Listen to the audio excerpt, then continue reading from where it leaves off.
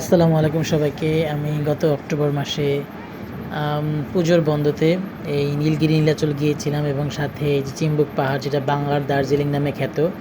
মানে বাংলাদেশের দার্জিলিং বলা হয় যাকে। তো মেঘালয়ের গ্যাংটং শহর যেটা, সেটা তো দার্জিলিং। তো সেখানের আসলে যে পরিবেশ, বাংলাদেশেরও ঠিক এই পাহাড়ের দিকটা একই রকম। বাট ওদের পাহাড়গুলো অনেক উঁচু আর আমাদেরগুলা মানে একটু মানে ওই একটু মানে নিচু আর কি, বেশি নিচু না। ওদের পাহাড় থেকে হয়তো ওদের পাহাড় থেকে ৩ ভাগের, মানে ওদের পাহাড় যদি ৩ ভাগ হয়, আমাদেরটা হবে ৩ ভাগের ২ ভাগ।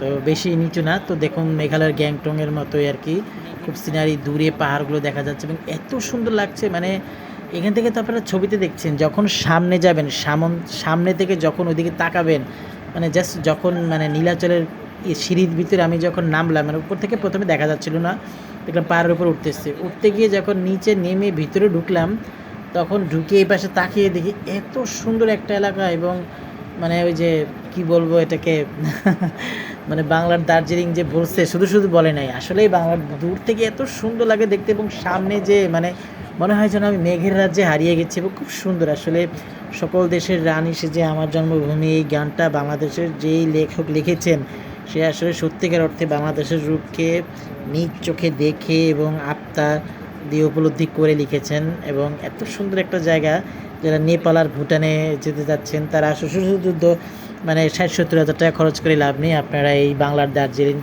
খ্যাত চিম্বুক পাহাড় দেখে আসুন। মাত্র ২,০০০ টাকা প্যাকেজে আমরা নীলগিরি নীলাচল এবং এই চিম্বুক পাহাড় ঘুরে এসেছিলাম। সাথে সুবলং, তার সাথে একটা শৈলপ্রপাত ঝর্ণা ছিল, যেটা নীলগিরিতে ওঠার আগেই দেখা যায় প্রথম দিকেই। মানে কি বলবো, জাস্ট দেখুন পিছনের ভিউটা দেখুন।